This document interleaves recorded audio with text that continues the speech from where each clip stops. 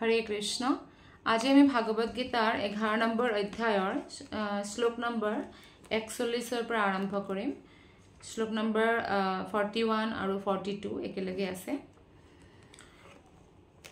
সখেতি মত্বা প্ৰসভম যদুক্তম हे कृष्ण हे यादव हे सखेति अजानता महिमानं तवेदं मया प्रमादात् प्रणयेन वापि सखेति मत्वा प्रसभं यदुक्तं हे कृष्ण हे यादव हे सखेति अजानता महिमानं तवेदं मया प्रमादात् प्रणयेन वापि।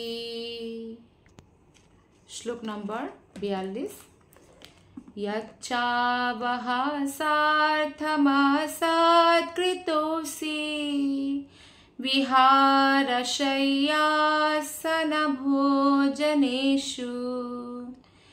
एकोऽथवाप्याच्युत तत्समक्षं तत्क्षामये त्वामहमप्रमेयम्। अनुवाद और तात्पर्य शिल प्रभुपादर द्वारा। शिल प्रभुपाद की जय। अर्जुने कैसे श्लोकटी भगवाনৰ বিশ্বৰূপ দৰ্শন কৰাৰ পিছত যে হে অচ্যুত, পূৰ্বতে মই আপোনাৰ মহিমা বুজিব নোৱাৰি আপোনাক হে কৃষ্ণ হে যাদৱ হে সখা বুলি নভবা নিচিন্তাকৈ সম্বোধন কৰি আহিছোঁ। মই ভুল কৰিয়েই হওক বা প্ৰেমৰ ভাৱেৰেই হওক যি যি কৰিছোঁ তাৰ বাবে মোক ক্ষমা কৰিব। ভ্ৰমণ, শয়ন, আসন, ভোজন আদিৰ ক্ষেত্ৰত অকলে থকা অৱস্থাতেই হওক বা বহুতৰ উপস্থিতিতেই হওক পৰিহাস কৰাৰ চলেৰে মই যি অসন্মান প্ৰদৰ্শন কৰি আহিছোঁ তাৰ বাবে হে অপ্ৰমেয় আপোনাৰ ওচৰত ক্ষমা বিচাৰিছোঁ। অৰ্জুনৰ যেতিয়া জন্ম হয় তেতিয়া সেই সময়তে কৃষ্ণও প্ৰকট হয়। গতিকে অৰ্জুন আৰু কৃষ্ণৰ বয়স একেটাই হয়। লীলাৰ সময়ত অৰ্জুনে কৃষ্ণক নিজৰ সখা বুলিয়েই ভাবি আহিছে সদায়, আৰু কাজিন ব্ৰাদাৰ হয় কিন্তু বহুত ফ্ৰেণ্ড বেছি হয় তেওঁলোক। কৃষ্ণটো জানে যে অৰ্জুন জন্মান্তৰৰ পৰাই তেওঁৰ ভক্ত হয়, তেওঁৰ পাৰ্ষদ হয়, কিন্তু এতিয়া অৰ্জুনে যেতিয়া ভগৱানৰ এই ৰূপটো দেখা পাইছে যে ইমান বিশাল ৰূপ এটা বিশ্বৰূপ যেতিয়া দেখা পাইছে তেওঁ অলপ ভয়ো খাইছে আৰু তেওঁ ভাবিছে যে আৰে ভগৱান হয় কৃষ্ণ মোৰ সখা আৰু তেওঁক মই সন্মানপূৰ্বক এনেকৈ তো আমি কেতিয়াও আমাৰ ফ্ৰেণ্ডক নামাতো ন, যেনেদৰে ধৰা হ'ল আপোনাৰ এজন ফ্ৰেণ্ড আছে আপুনি নামেৰেই মাতিব আৰু ফ্ৰেণ্ডৰ লগত কেতিয়াবা কি হয় আমি এনেকৈও কওঁ যে বহুত মানুহ থাকে তথাপিও এনেকৈ মজাক কৰি দিওঁ যে নহয় নহয় তোৰ দ্বাৰা নহ'ব বা এনেকৈ, আৰু কেতিয়াবা অকলে অকলেও আমি তেওঁক কিবা কিবি কৈ দিওঁ। এই ফ্ৰেণ্ডশ্বিপত হয়েই হয়, এইটোৰ পৰাই ৰসৰ উৎপত্তি হয়। আৰু সেইকাৰণে ভগৱানে নিজৰ ভক্তৰ বুদ্ধি যোগমায়াৰ দ্বাৰা আবৃত কৰি দিয়ে যাতে তেওঁ ভগৱান বুলি ভাবি পিনে তেওঁৰ লগত সেই নকৰে আৰু আদান প্ৰদান, কাৰণ তেনেকৈ ভাবিলে তেওঁ সেই ৰস আনন্দ নহ'ব নহয়, ফ্ৰেণ্ডশ্বিপৰ আনন্দ। বা যশোদা মায়ে যদি ভগৱান বুলি ভাবি থাকিলে হয় কৃষ্ণক তেতিয়া সেই আনন্দটো নাপালেহেঁতেন। যেতিয়া কৃষ্ণই যে আনন্দ ৰসাস্বাদন কৰিছে যে মায়ে মোক শাস্তিও দিছে মৰমো কৰিছে ল'ৰা হিচাপে এনেকুৱা। গতিকে এতিয়া অৰ্জুনে এনেকৈ ভাবিছে আৰে মইতো কৃষ্ণক নাভাবা নিচিন্তাকৈ সম্বোধন কৰি আহিছোঁ, সন্মান দিব লাগে বহু, মই ইমান সন্মান দিয়া নাই। কেতিয়াবা আমি ফুৰিব গৈছোঁ তেতিয়াও বহুত এনেকৈ আমি ধেমালি কৰিছোঁ, কেতিয়াবা একেলগে শুইছোঁ, কাৰণ ভগৱানৰ লগতো একে আসনত নবহে বা নুশুৱে, বা একেলগে খাইছোঁ, ভগৱানক খুৱাইহি খায়। গতিকে কৈছে যে মই আপোনাৰ প্ৰতি বহুত অসন্মান প্ৰদৰ্শন কৰি আহিছোঁ কৃষ্ণ, সেইকাৰণে মই আপোনাৰ ওচৰত ক্ষমা বিচাৰিছোঁ। তাৎপৰ্য শিল প্ৰভুপাদে কৈছে যে এতিয়া যদিও অৰ্জুনে কৃষ্ণৰ বিশ্বৰূপ দেখা পাইছে তথাপি তেওঁৰ কৃষ্ণৰ লগত আগতে যি বন্ধুসুলভ সম্পৰ্ক আছিল তালৈ মনত পৰিছে, আৰু সেইবাবে বন্ধুভাৱেৰে যিমান তেও এনেকুৱা ধৰণৰ ব্যৱহাৰ কৰিছিল বন্ধুত্বৰ বা অসৌজন্য সূচক তাৰ বাবে ক্ষমা বিচাৰিছে। অৰ্জুনে স্বীকাৰ কৰিছে যে কৃষ্ণই যে বিশ্বৰূপ ধাৰণ কৰিব পাৰে সেই কথা অৰ্জুনে জনা নাছিল। যদিও সেই কথা বন্ধু হিচাপে কৃষ্ণই আগতেও অৰ্জুনক কৈছিল, তেওঁৰ ঐশ্বৰ্যৰ প্ৰতি মন নিদি অৰ্জুনে সদায় ভগৱানক নিজৰ বন্ধু হিচাপেই গণ্য কৰিছে। কেতিয়াবা হে সখা, হে কৃষ্ণ, হে যাদৱ আদি সম্বোধন কৰিছে। কিন্তু কৃষ্ণ ইমানেই কৃপালু যে ইমান ঐশ্বৰ্য থকাৰ পিছতো কৃষ্ণই কেতিয়াও সখাৰ পৰা মানে এনেকৈ কৃষ্ণ বোলে অফেণ্ডেড হৈ গৈছে, বেয়া পাইছে বা কিবা ৰিয়েকশ্যন হ'ব সেই কৰ্মৰ পৰা, তেনেকুৱা নহয়। কৃষ্ণই ভক্তৰ প্ৰতি বহুত ভক্তবৎসল হয়। আমি দেখা পাওঁ যে কৃষ্ণটো গোটেই ভৌতিকৰ আধ্যাত্মিক জগতৰ মালিক হয়। কিন্তু যেতিয়া সুদামা যি বহুত দুখীয়া অৱস্থাত আছিল, তেওঁ সেই সময়ত যেতিয়া কৃষ্ণৰ ওচৰত আহে, ফটা মলিন কাপোৰ হয়, কিমান যাত্ৰা কৰি আহিছে দূৰৰ পৰা, আৰু তেওঁৰ ভৰিও ফাটা চিটা এনেকুৱা, কিন্তু কৃষ্ণই কিমান মৰম দিছে, নিজৰ আসনত বহুৱাইছে। তেওঁৰ পত্নীবোৰ লক্ষ্মী হয়, লক্ষ্মীৰ দ্বাৰাও সেৱা কৰাইছে, ভৰি ধুইছে, নিজে ভৰি ধুইছে, আৰু এই ভৰি ধোৱা পানী সকলোৰে ওপৰত ছটিয়াই দিছে, পত্নীৰ ওপৰতো নিজৰ ওপৰতো। ৰুক্মিণী দেৱীক আৰু বাকী পত্নীক কৈছে যে আপোনালোকে পাংখা কৰক, মানে হাৱা দিয়ক, যাতে মোৰ বন্ধুৰ ভাল লাগে। নিজৰ হাতেৰে চৰণ চুইছে, মানে কেনেকুৱা বন্ধুত্ব। কিন্তু যেতিয়া দ্ৰুপদৰ ওচৰত যেতিয়া দ্ৰোণাচাৰ্য গৈ পায় আৰু কয় যে মই তোমাৰ বন্ধু, আৰু তেতিয়া কয় নহয়, বন্ধুত্বটো সদায় ইকুৱেল লেভেলৰ লগত হয়, তোমাৰ লগত মোৰ কোনো বন্ধুত্ব নাই, এনেকৈ কয়। গতিকে আমি দেখা পাওঁ যে ভগৱান শ্ৰীকৃষ্ণ কিমান বাৎসল্য হয় ভক্তৰ প্ৰতি, আৰু ইমান ঐশ্বৰ্য থকা স্বত্তেও ভগৱানে কোনো ধৰণৰ এনেকুৱা ভাৱনাৰে প্ৰভাৱিত নহয় যেনেকৈ এজন মনুষ্য হয়। আজি চাওক, কোনোবা এজন মানুহৰ যদি অলপ ধন হৈ যায়, কয় নহয় নতুন ধনীৰ সমান অহংকাৰী নাই। গতিকে অলপ ধন হ'লেই তেওঁ মানে ইমান অহংকাৰত ফুলি যায়। সেই বদ্ধ জীৱ আৰু ভগৱানৰ মাজত সেয়াই পাৰ্থক্য। কিন্তু ভক্তসকলো ভগৱানৰেই ভগৱানৰ শৰণাগত হয়, কিন্তু ভক্তসকলৰ মাজতো তেনেকুৱা অহংকাৰ নাহে।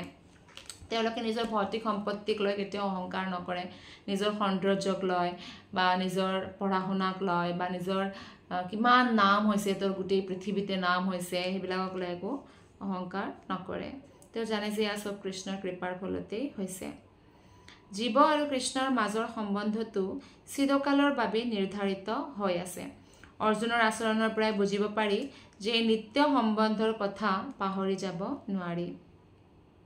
বিশ্বৰূপ দৰ্শনৰ মাজেদি অৰ্জুনে কৃষ্ণৰ ঐশ্বৰ্য দেখা পাইছে, যদিও কৃষ্ণৰ লগত সখা সম্বন্ধৰ কথা তেওঁ পাহৰি যাব পৰা নাই। আচলতে ঐশ্বৰ্য চোৱাৰ একো শুদ্ধ ভক্তই ইচ্ছা নকৰে, কিন্তু অৰ্জুনে আমাৰ দৰেই যিবিলাক পৃথিৱীত মানুহ আছে যাতে ভগৱানক ভগৱান হিচাপে স্বীকাৰ কৰিব পাৰে, সেইকাৰণে আচলতে ঐশ্বৰ্যৰ লীলা ভগৱানৰ বিৰাট দৰ্শন কৰিব বিচাৰিছিল। শ্লোক নম্বৰ 43।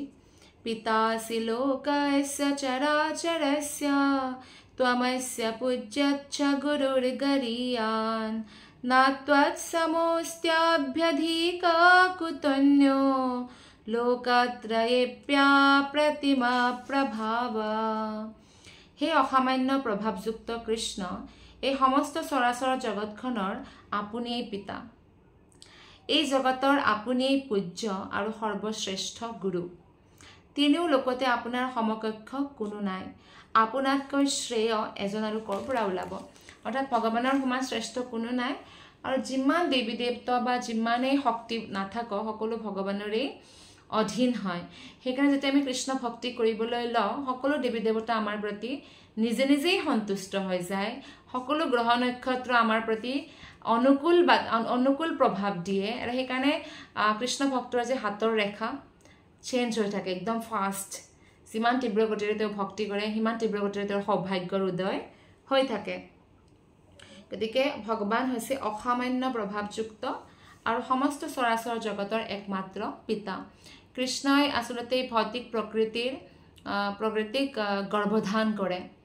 ভগৱানে গৰ্ভধান কৰে, আত্মাবিলাক দিয়ে, আৰু এই ভৌতিক প্ৰকৃতিয়ে শৰীৰ প্ৰদান কৰে। যেনেদৰে পিতাই মাকৰ গৰ্ভত বীৰ্য প্ৰদান কৰে, সেইটো প্ৰাণ আছে, কিন্তু মাকে সেই বীৰ্যটোক বা সেই আত্মাটোক শৰীৰ দিয়ে।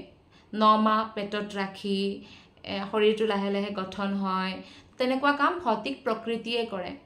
আৰু কৃষ্ণ হৈছে পৰম পিতা কৃষ্ণ নিজে কৈছে অহম বীজ প্ৰদ পিতা মই বীজ প্ৰদান কৰা পিতা হয় গতিকে ভগৱানৰ ইকুৱেল কোনো নাই তাৎপৰ্য শিল প্ৰভুপাদে লিখিছে যে এজন পুত্ৰৰ বাবে পিতৃ যিদৰে পূজনীয় সেইদৰে পৰম পুৰুষ পৰমেশ্বৰ সকলোৰে বাবে পূজনীয় হয় তেৱেই আধ্যাত্মিক গুৰু কাৰণ ভগৱানে আসলতে ব্ৰহ্মাৰ সৃষ্টি কৰিছে ভগৱানে ব্ৰহ্মাক প্ৰথমে বেদৰ জ্ঞান দিছে আৰু এই জ্ঞান অৰ্জুনক এতিয়া ভাগৱত গীতা দি আছে সেইবাবে আদি গুৰু যদি কোনোবাই হয় হে কৃষ্ণই হয় আদি আধ্যাত্মিক গুৰু কিন্তু যদি কোনোবাই ভাবে আচ্ছা কৃষ্ণ দেখোন আদি গুৰু আমি কৃষ্ণৰ পৰাই জ্ঞান গ্ৰহণ কৰিম আমাক কোনো গুৰুও নালাগে তেনেকৈ কোনো জ্ঞান গ্ৰহণ কৰিব নোৱাৰে কাৰণ কৃষ্ণ ইমান চিপ নহয় সস্তা নহয় যে আমি কৃষ্ণক বোলে জাপ মাৰি বোলে প্ৰাপ্ত কৰিম এনেকুৱা সম্ভৱ নহয় কিন্তু এইটো কথা হয় যে যেতিয়ালৈকে আমি কোনো আমাৰ আধ্যাত্মিক গুৰু প্ৰাপ্ত নকৰোঁ তেতিয়ালৈকে ভাগৱত গীতাৰ আশ্ৰয় লয় ডেইলি কৃষ্ণক প্ৰাৰ্থনা কৰিব লাগে যে হে কৃষ্ণ মোৰ জীৱনলৈ এজন আধ্যাত্মিক গুৰু পঠাই দিয়ক কাৰণ কৃষ্ণই শাস্ত্ৰত লিখিছে কৈছে যে গুৰুৰ অবিহনে কোনেও বৈকুণ্ঠ জগতত প্ৰৱেশ প্ৰাপ্ত কৰিব নোৱাৰে অৰ্থাৎ আমি যেতিয়া জন্ম লওঁ সেইটো এটা জন্ম হয় কিন্তু তাতকৈ ডাঙৰ জন্ম হৈছে যেতিয়া আমি গুৰুৰ পৰা দীক্ষা প্ৰাপ্ত কৰোঁ আৰু দীক্ষা প্ৰাপ্ত কৰা মানে আপুনি কিছুমান বচন গুৰুক দিয়ে যেনেদৰে হৰে কৃষ্ণ মহামন্ত্ৰ নিৰ্ধাৰিত মালা জপ কৰা 16 মালা জপ কৰা 4 নিয়ম পালন কৰা কেৱল ভগৱানক ভোগ লগাইহে যে আহাৰ গ্ৰহণ কৰা ইত্যাদি গতিকে এই বহুত ইম্পৰ্টেণ্ট হয় যে আমি আধ্যাত্মিক জ্ঞান প্ৰাপ্ত কৰাৰ কাৰণে গুৰু ধাৰণ কৰোঁ আৰু সৰস্বতী দেৱীও দুজনী হয় এজনী হৈছে যি ব্ৰহ্মাৰ পত্নী হয় যি ভৌতিক জ্ঞান প্ৰদান কৰে আৰু এজনী হৈছে যি বৈকুণ্ঠত থাকে ভগৱান নাৰায়ণৰ প্ৰেয়সী হয় যি আধ্যাত্মিক জ্ঞান প্ৰদান কৰে তেওঁৰ নাম হৈছে দিব্য সৰস্বতী আৰু দিব্য সৰস্বতীৰ পৰাই বিস্তাৰ হয় আমাৰ ভৌতিক জগতৰ সৰস্বতীৰ কিন্তু আধ্যাত্মিক জ্ঞান প্ৰাপ্ত কৰাৰ কাৰণে আমি দিব্য সৰস্বতীৰে মানে কৃপা প্ৰাপ্ত কৰা উচিত আৰু কেনেকৈ আমি প্ৰাপ্ত কৰিম যেতিয়া আমি ভাগৱত গীতাৰ অধ্যয়ন কৰিম আৰু ভগৱান শ্ৰীকৃষ্ণৰ নাম জপ কৰিম তেতিয়া আধ্যাত্মিক জ্ঞান আমাৰ হৃদয়ত নিজে নিজে পৰিস্ফুট হৈ যাব সেইবাবে ভগৱান আধ্যাত্মিক গুৰু হয় আৰু ভগৱানৰ পৰাই পৰম্পৰাৰ সৃষ্টি হ'ব লাগে আজিকালি বহুত পাখণ্ডী গুৰু ওলাইছে নিজে নিজে গুৰু হয় কোনো পৰম্পৰা ফলো নকৰে তেওঁৰ কোনো গুৰু নাই আৰু কিয়নো কলিযুগৰ মানুহ বেছিভাগেই আসলতে এই বিষয়ে নাজানে যে আসলতে কাক গুৰু গ্ৰহণ কৰিব লাগে নালাগে গতিকে কেতিয়াবাতো পাখণ্ডী গুৰুৰ কবলতো ফচি যায় আৰু যাৰ কাৰণে কি হয় তেওঁৰ বহুত কষ্ট হয় পিছত জীৱনতো কষ্ট হয় মৃত্যুৰ পিছতো ভগৱত ধাম প্ৰাপ্ত নকৰে ঠিক তেনেদৰে পদ্মপুৰাণত কোৱা হৈছে 4টা পৰম্পৰা বৈধ হয় যেনেদৰে আমি যেটো পৰম্পৰা ফলো কৰোঁ সেইটো ব্ৰহ্মাৰ পৰা আৰম্ভ হৈছে আৰু ব্ৰহ্মাক এই জ্ঞান ভগৱান কৃষ্ণই দিছে এটো নাম হৈছে ব্ৰহ্ম মধ্ৱা গৌড়ীয় বৈষ্ণৱ সম্প্ৰদায় এটা সম্প্ৰদায় যে সাউথ ইণ্ডিয়াত চলে সেই সম্প্ৰদায়টোৰ নাম হৈছে শ্ৰী সম্প্ৰদায় যি লক্ষ্মী শ্ৰী মানে লক্ষ্মীৰ পৰা আৰম্ভ হৈছে এটা সম্প্ৰদায় আছে ব্ৰহ্মাৰ 4জন পুত্ৰৰ পৰা আৰম্ভ হৈছে সেই সম্প্ৰদায়ৰ নাম হৈছে কুমাৰ সম্প্ৰদায় 4 কুমাৰৰ পৰা আৰম্ভ হৈছে এটা সম্প্ৰদায় হৈছে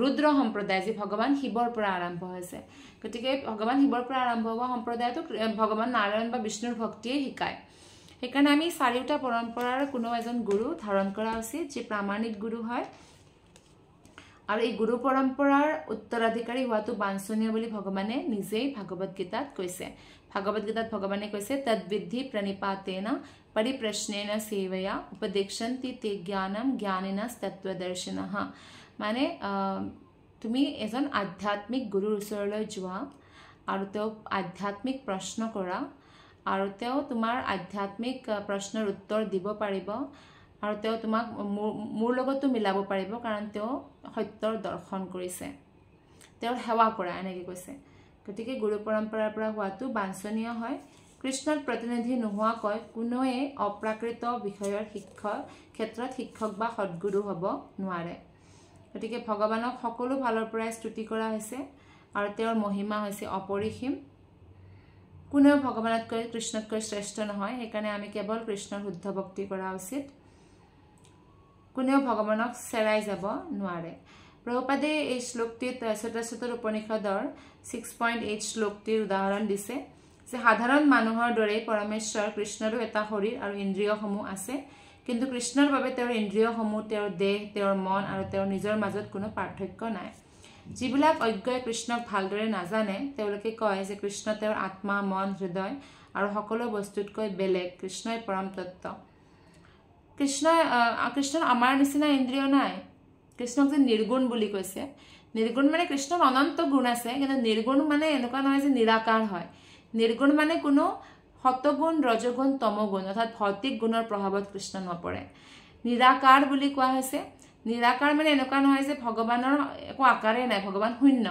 নিৰাকাৰ মানে আমাৰ দৰে ভৌতিক আকৃতি নাই, মানে এনেকুৱা ভৌতিক নহয় যে হাড়, মজ্জা, ব্লাড এইদৰে বনোৱা নহয়। তেওঁৰ আধ্যাত্মিক চিৰন্তন ৰূপ আছে আৰু সেই ৰূপৰ পৰা যে জ্যোতি ওলাই আছে নিৰন্তৰ, সেই নিৰন্তৰ ওলোৱা জ্যোতিকে ব্ৰহ্মজ্যোতি বুলি কয়। আৰু সেই ব্ৰহ্মজ্যোতিৰ কাৰণে সূৰ্যটো পোহৰ আছে, চন্দ্ৰটো পোহৰ আছে। আমাৰ যিবিলাক বাল্ব জ্বলিলেও, অগ্নি জ্বলিলেও এই চব সেই ব্ৰহ্মজ্যোতিৰ কাৰণেই হয়, ব্ৰহ্মজ্যোতিৰ পৰাই প্ৰাপ্ত হয়। আৰু ভগৱানৰ ব্ৰহ্মজ্যোতি একেটা কোণাত বিয়পি আছে। এইকাৰণে আমি ভগৱানৰ সাকাৰ ৰূপটোও জনা উচিত, যিটো কৃষ্ণ ৰূপ হয়, আৰু ব্ৰহ্মজ্যোতিও জনা উচিত, যিটো ভগৱানৰ জ্যোতি হয়। যদি ভগৱানৰ জ্যোতি আছে, আপোনালোকে শুনিছে নিশ্চয় দেৱী দেৱতা সকলোৰে জ্যোতি আছে, কাৰণ তেওঁলোক আত্মা হয়। কিন্তু আমাৰো জ্যোতি আছে, কিন্তু আমি সিমান জ্যোতিটো সেই নকৰোঁ, কাৰণ বদ্ধ অৱস্থাত আছোঁ। কিন্তু যিমানে আমি ভক্তিত আগবাঢ়োঁ, আপুনি দেখাব ভক্তিত আগবঢ়া ব্যক্তিৰ বেলেগ এটা সৌন্দৰ্য পৰিলক্ষিত হয়। যেনেকৈ এতিয়া আমাৰ ইস্কন মন্দিৰত এনেকুৱা ভক্ত আছে যে আফ্ৰিকাৰ পৰা হয়, দেখাত একদম ব্লেক, একদম টাৱাৰ দৰে ব্লেক হয়, কিন্তু ভক্তিত ইমান আগবঢ়া হয় যে কিছুমান ভক্ত আপুনি দেখা পাব যে দেখিলেই আপোনাৰ এনেকুৱা লাগিব কিমান সুন্দৰ হয়। কিয়? কাৰণ ভক্তিত আগবঢ়াৰ লগে লগে আমাৰ যি জ্যোতি সেইটো পৰিলক্ষিত হৈ যায়। যেনেদৰে সূৰ্য আছে, চন্দ্ৰ আছে, আমি এনেকৈ দেখিলে স্পষ্ট আকাশত খুব ধুনীয়াকৈ দেখা পাওঁ জ্যোতি। কিন্তু যেতিয়া মেঘ আহিলে আমি সূৰ্যটো দেখা নাপাওঁ, চন্দ্ৰ দেখা নাপাওঁ। ঠিক তেনেদৰে আমাৰ যেতিয়া ভৌতিক ইচ্ছা থাকে, ভৌতিক আমাৰ ধাৰণা থাকে, সেইকাৰণে আমাৰ এই জ্যোতিটো পৰিলক্ষিত নহয়। আৰু যেতিয়া আমি ভক্তিত আগবাঢ়োঁ, এই জ্যোতিটো পৰিলক্ষিত হৈ যায়।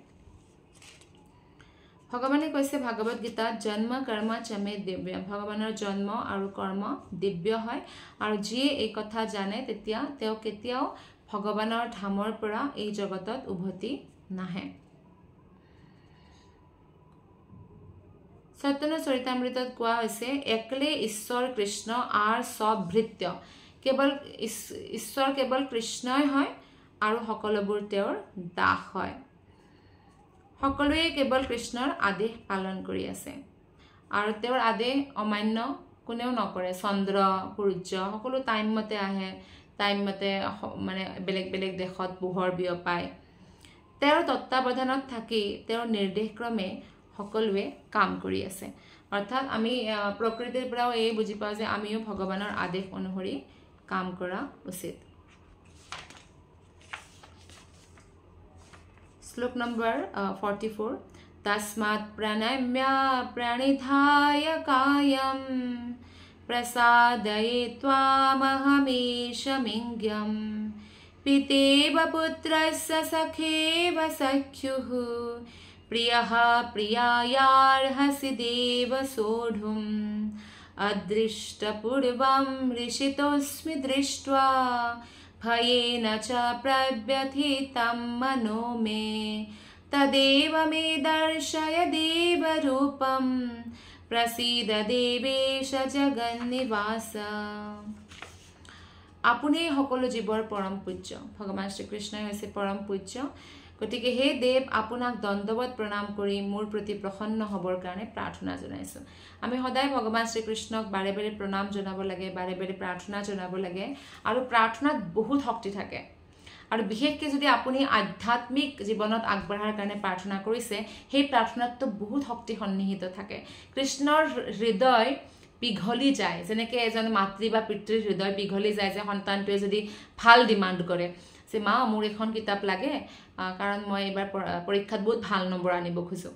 মাকৰ হৃদয় পিঘলি যাব, আৰু যেনেকৈ হ'লেও আনি দিব সেই কিতাপখন, হয় নহয়? বা যদি কয় দেউতা মোৰ কাৰণে ফ্ৰুটছ লৈ আহিবচোন, মই সেই জাংক ফুড খাব নোখোজোঁ, ভোক লাগিলে মই কেৱল ফ্ৰুটছ খাম। তো পিতাৰো হৃদয় পিঘলি যাব যে কিমান ভাল ল'ৰা মোৰ, হয়নে নহয়? ঠিক তেনেদৰে যেতিয়া আমি আধ্যাত্মিক ইচ্ছা কৰোঁ কৃষ্ণৰ হৃদয় পিঘলি যায়। কৃষ্ণই আমাৰ আধ্যাত্মিক ইচ্ছা পূৰ্ণ কৰেই কৰে।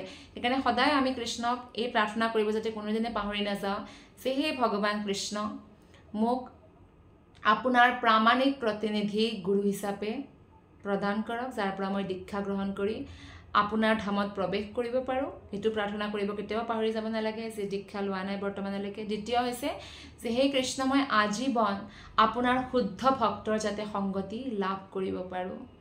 আৰু যেনেকৈ এনেকৈ বহুত প্ৰাৰ্থনা, যেনেকৈ হে কৃষ্ণ মোৰ যাতে কেতিয়াও পতন নহয়। বা আপুনি যদি কিছুমান ফ'ল' কৰিব পৰা নাই, ফৰ এক্সাম্পল কোনোবাৰ বোলে নন ভেজৰ প্ৰতি বহুত আকৰ্ষণ, তো এনেকৈ প্ৰাৰ্থনা কৰিব পাৰে যে কৃষ্ণ মই এইটো বুজি পাইছোঁ যে নন ভেজিটেৰিয়ান খাব নালাগে, মাংস মাছ, কিন্তু মই এৰিব পৰা নাই। আপুনি বহুত শক্তিমান, মইতো এটা নিৰীহ প্ৰাণী হয়, আপুনি মোৰ ওপৰত কৃপা কৰক যাতে মই এৰিব পাৰোঁ। আপুনি দেখা পাব যে লগে লগে আপোনাৰ যে ভগৱানে গাইডেঞ্চ দিব, শক্তি দিব, আপোনাৰ প্ৰাৰ্থনা স্বীকাৰ হ'ব। যেতিয়া আমি ভাল বস্তুৰ কাৰণে যেতিয়া প্ৰাৰ্থনা কৰোঁ কৃষ্ণ বহুত প্ৰসন্ন হৈ যায়। পিতাই পুত্ৰৰ অপৰাধ সদায় ক্ষমা কৰি দিয়ে। যেতিয়া আপুনি সন্তানটি যেতিয়া কোনোবা এটা বাচ্ছা যেতিয়া কোলাত লয় মাকে, সৰু বাচ্চাই মাকৰ কোলাত পায়খানাও কৰি দিয়ে, পেচাব কৰি দিয়ে, লাত মাৰি দিয়ে, কেতিয়াবা নাখুন মাৰি পিনে মাকৰ গালত আপুনি দেখা পাব বহুত মানে সেই আছে কিবা দাগ হৈ গৈছে, নাখুন মাৰি দিছে, কেতিয়াবা দাঁতেৰে কামুৰি দিয়ে, কিন্তু সকলো ক্ষমা কৰি দিয়ে মাকে। দেউতাকেও সকলো ক্ষমা কৰি দিয়ে যেনেকৈ পুত্ৰৰ অপৰাধ। আৰু বন্ধুৱে বন্ধুৰ অপৰাধ ক্ষমা কৰি দিয়ে, কাৰণ বন্ধুত্ব নাথাকিব। আমি যদি ইগ'ত সকলো বস্তু লৈ লওঁ, আমি কিমান দিন আমাৰ মাজত ৰিলেশ্যনশ্বিপটো ৰাখিব পাৰিম? গতিকে এইটো আমি ডিচাইড কৰিব লাগিব যে আমি ভেলু আমাৰ ৰিলেশ্যনশ্বিপক দিওঁ নে ইগ'ক দিওঁ, হয়নে নহয়? যেনেদৰে এজন সাধাৰণ কাপোৰ বেচা মানে সৰু দোকান হ'লেও তেওঁ বোলে কাপোৰ বেচা বেপাৰী হয়, আপুনি দেখা পাব যে ভাল বেপাৰী হয় তেওঁ সদায় মধুৰ বা মিঠা বচন কয়। কাষ্টমাৰে আহিবলৈ গালিও দিছে, এনেকুৱা কাপোৰ দিছে আপুনি, তেনেকুৱা কাপোৰ দিছে, তেওঁ সদায় শান্ত কৰিব চায়। ঠিক আছে, আমি আপোনাৰ কাপোৰটো বদলাই দিম, নাজানো কি ভুলতে গ'ল নেকি, আমাৰ যে কাম কৰা ছেলছমেনে আছে তেওঁ চাগে নতুন হয় সেইকাৰণে নাজানিলে, এনেকৈ ক'ব আপোনাক। কিবা মিঠা কথাৰে আপোনাক মুঠতে সৈমান্তি কৰাব। কিন্তু কেতিয়াও কাজিয়া নকৰে ভাল বেপাৰী এজনে। কাজিয়া কৰা বেপাৰী মানে তো ভাল নহয়। কাষ্টমাৰ ইজ দ্য কিং, এইটো নাজানে। ঠিক তেনেদৰে কিয় এনেকুৱা কৰে বেপাৰীজনে? কাৰণ তেওঁৰ বেপাৰ চলিব লাগে, তেওঁৰ মেইন হৈছে প্ৰফিট আৰ্জিব লাগে, ভাল ধন আৰ্জিব লাগে। আৰু সেইকাৰণে তেওঁ সেই মানুহজনে যে বেয়া ব্যৱহাৰ কৰিলে সেইটো সহ্য কৰি ল'লে। ঠিক তেনেদৰে আমাৰ যদি ৰিলেশ্যনশ্বিপ মেইনটেইন হ'ব লাগে, পতি পত্নী হওক, ভাই ভনী হওক বা আমাৰ বন্ধু বান্ধৱী হওক, আমি যদি ৰিলেশ্যনশ্বিপটোক ভেলু দিওঁ আৰু সেইজন মানুহ সঁচাকৈ আমাৰ ৱেল উইচাৰ হয়, তেনেহ'লে আমি কি কৰোঁ? সহ্য কৰোঁ। মাক দেউতাকৰ কিমান কথা সন্তানে সহ্য কৰে। সদায়তো মাক বাপেক আৰু একদম কাৰেক্ট নহয় 100%। কেতিয়াবা সন্তানক বুজি নোপোৱাৰ কাৰণেহে তেওঁ সন্তানক গালি দিয়ে বা মাৰে, পিটে, কিন্তু সেইটোও সহ্য কৰে। কাৰণ সন্তানটিয়ে জানে যে মোৰ মা দেউতাতকৈ ডাঙৰ ৱেল উইচাৰ মোৰ কোনোৱে হ'ব নোৱাৰে। ঠিক তেনেদৰে আমিও সেইদৰে ভেলু দিব লাগিব ইগ'তকৈ বেছি। তো এই হৈছে অৰ্জুনে যে পিতাই পুত্ৰৰ অপৰাধ, বন্ধুৱে বন্ধুৰ অপৰাধ আৰু প্ৰিয়জনে প্ৰিয়াৰ অপৰাধ হৈ থকাৰ দৰে হে দেৱ আপুনিও যেন মোৰ অপৰাধৰ ক্ষমা কৰে। কোনোবা যদি পতি পত্নী আছে, তেওঁলোকতো একদিনো থাকিব নোৱাৰে যদি এজনে সিজনৰ অপৰাধ সহন নকৰে। খঙত কি মুখেৰে ওলাই যায়, বা প্ৰেমিক প্ৰেমিকাৰো সম্বন্ধ ব্ৰেকআপ হৈ যাব যদি এজনে সিজনক সহ্য নকৰে। গতিকে অৰ্জুনে কৈছে হে কৃষ্ণ, যেনেদৰে প্ৰেমিক প্ৰেমিকাই ইজনে সিজনক ক্ষমা কৰি দিয়ে, দেউতাকে পুত্ৰক ক্ষমা কৰি দিয়ে আৰু বন্ধুই বন্ধুক ক্ষমা কৰি দিয়ে, কৃপা কৰি আপুনিও মোক ক্ষমা কৰি দিয়ক। কৃষ্ণৰ ভক্তসকল কৃষ্ণৰ লগত বিভিন্ন সম্বন্ধেৰে জড়িত হয়। কিছুমানে ভগৱান কৃষ্ণক নিজৰ বন্ধু বুলি ভাবে, কিছুমানে মালিক বুলি ভাবে যে মোৰ মালিক হয় তেওঁ, কিছুমানে তেওঁক নিজৰ পুত্ৰ বুলি ভাবে, কিছুমানে তেওঁ নিজৰ প্ৰেমী বুলি ভাবে, যেনেকৈ গোপীসকলে ভাবিছিল। গতিকে বেলেগ বেলেগ সম্বন্ধত ভগৱানক আমি ভাল পাব পাৰোঁ। কৃষ্ণৰ ৰূপতে আমি এনেকুৱা কৰিব পাৰোঁ। বিষ্ণু, ৰাম এইবিলাক ৰূপত আমি আচলতে ভগৱানক সেই সকলো ভাৱনাৰে আমি ভাবিব নোৱাৰোঁ। সেইকাৰণে অৰ্জুনে কৈছে যে আপুনি মোক ক্ষমা কৰি দিয়ক। আগে কেতিয়াও নেদেখা আপোনাৰ এই বিশ্বৰূপ দৰ্শন কৰি মোৰ আনন্দ লাগিছে মই বহুত সুখী হৈছো যে মই যাক বন্ধু বুলি ভাবিছিলো তেওঁ ইমান ডাঙৰ বিশ্বৰূপ মোৰ ওচৰত প্ৰদৰ্শন কৰিছে কিন্তু ভয়তে মোৰ মন বিশেষভাৱে বিচলিতও হৈ পৰিছে মই আনন্দিতও হৈছো কিন্তু মই বিচলিতও হৈছো এনেকৈ অৰ্জুনে কৈছে গতিকে হে দেৱেশ মানে দেৱতাৰ ঈশ্বৰ সকলো দেৱতাৰ ঈশ্বৰ আৰু হে জগন নিবাস গোটেই জগতৰ একমাত্ৰ আশ্ৰয় আপুনি মোৰ প্ৰতি প্ৰসন্ন হওক আৰু আপোনাৰ পুৰুষোত্তম ভগৱান ৰূপটো মোক পুনৰ দেখুৱাওক যেটো অৰিজিনেল ৰূপ হয় কৃষ্ণৰ দুই হাত থকা ৰূপ কৃষ্ণৰ অৰিজিনেল ৰূপ হয় আৰু এই কথা আসলতে যীশু খ্ৰীষ্টই নিজৰ বাইবেলত লিখিছিল যে ভগৱানে নিজৰ দৰে মানুহক বনাইছে দুখন হাত অৰিজিনেল যেটো ভগৱানৰ ৰূপ হয় কৃষ্ণৰ ৰূপ হেতু দুখন হাত হয় বৈকুণ্ঠত অহাৰ লগে লগে যেতিয়া বিস্তাৰ কৰে তেতিয়া চাৰিখন হাত হৈ যায় আৰু বিশ্বৰূপত অনন্ত হাত হয় অৰ্জুনৰ কৃষ্ণৰ লগত সদায় অন্তৰংগতা আছিল সেইকাৰণে অৰ্জুন কৃষ্ণৰ বহুত প্ৰিয় হয় প্ৰিয় বন্ধু হয় প্ৰিয় বন্ধু ৰূপে নিজৰ বন্ধুৰ ঐশ্বৰ্য দেখি অৰ্জুনে বহুত ভাল পাইছে যে মোৰ বন্ধু কিমান ঐশ্বৰ্যশালী হয় তেওঁৰ বন্ধু কৃষ্ণই যে পৰম পুৰুষ পৰমেশ্বৰ সেই কথা জানি অৰ্জুনে আৰু বেছি ৰং পাইছে কিন্তু বিশ্বৰূপ দেখা পাই অৰ্জুনে আসলতে ভয়ও খালে যে অকৃত্ৰিম বন্ধুত্বৰ আলমতে তেওঁ কৃষ্ণৰ প্ৰতি কিমান অপৰাধ কৰিছে কেনেকে ব্যৱহাৰ কৰিছে বন্ধু বুলি ভাবি আসলতে তেওঁৰ ভয় কৰিবলগীয়া আন কাৰণ নাছিল কিন্তু তথাপিও তেওঁ সেই সময়ত অলপ ভয়ভীত হৈছে সেইবাবে অৰ্জুনে কৃষ্ণক পুনৰ কৃষ্ণ ৰূপত অহাৰ কাৰণে প্ৰাৰ্থনা কৰিছে আৰু কৃষ্ণ ইয়াতে তাৎপৰ্যত কৈছে যে কৃষ্ণৰ যিমান ৰূপ আছে সকলো কৃষ্ণতকৈ অভিন্ন হয় তেওঁৰ নাৰায়ণ ৰূপটো অভিন্ন হয় এই বিষয়ে ইয়াতে কৈছে আৰু অৰ্জুনে আসলতে কৃষ্ণক প্ৰাৰ্থনাও কৰে যে মোক আপুনি চতুৰ্ভুজ নাৰায়ণ ৰূপটো দেখুৱাওক আমি দেখা পাম যে অৰ্জুনক কৃষ্ণই সেই ৰূপটো দেখুৱাব শ্লোক নম্বৰ 46 কিৰীটিনম গাদিনম চক্ৰহস্তম ইচ্ছামি ত্বাম দ্ৰষ্টুমহম তথৈবা তেনৈব ৰূপেণ চতুৰ্ভুজেন সহস্ৰবাহো ভৱ বিশ্বমূৰ্তে